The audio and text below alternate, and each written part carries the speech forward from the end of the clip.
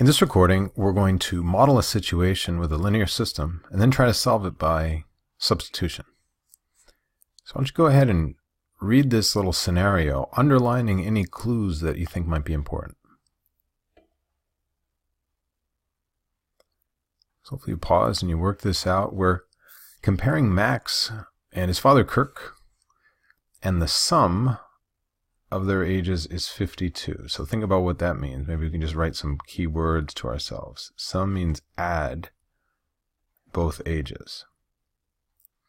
And then we've got Kirk is 7 years older than 4 times Max's age.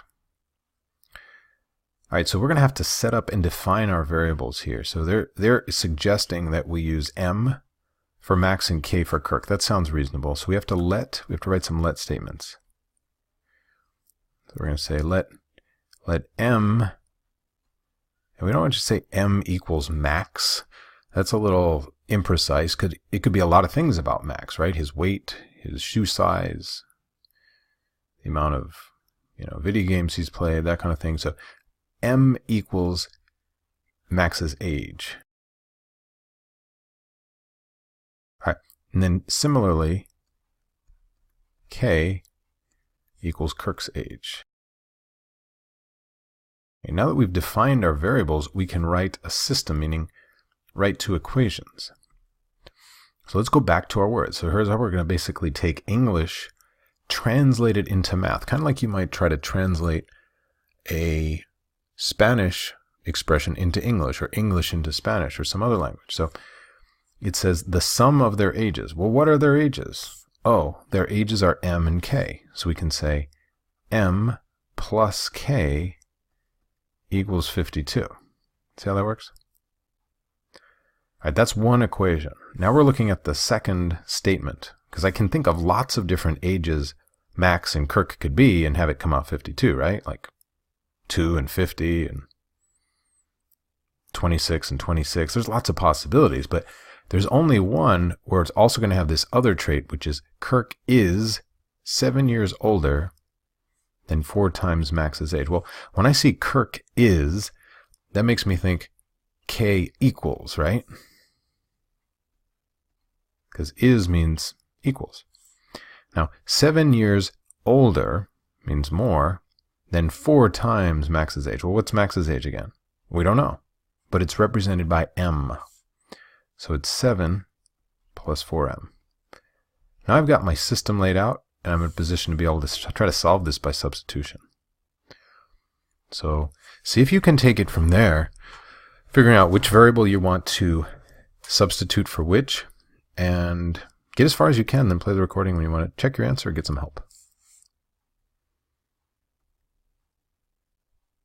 So hopefully you work this out as far as you possibly could. I see K already by itself. So I'm going to start writing out this top equation, but when I see K, I'm going to make a substitution with something K is equal to.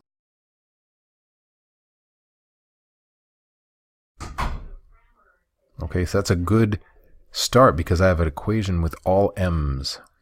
From there, I can work this out, right? I could have put parentheses. That's never a bad idea to put parentheses around the expression we're substituting. It's essential if there were a coefficient here, like if I had not just a K here, but like a 2K or a negative K or something. So now I basically have to work this out. Because there's no coefficient in front here, the parentheses don't essentially mean anything. So I can just combine my like terms.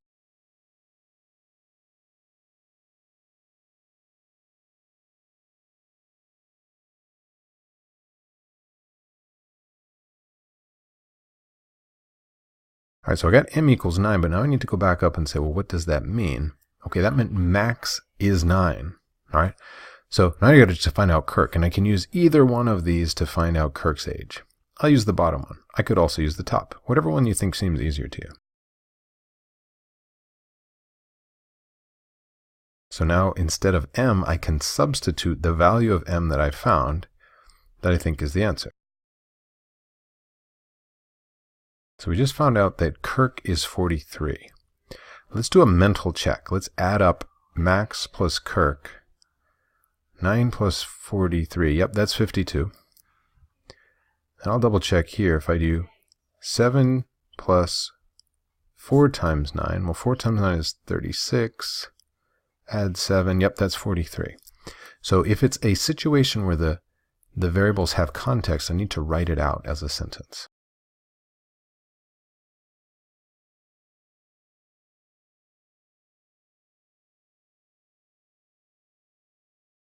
Thanks for watching.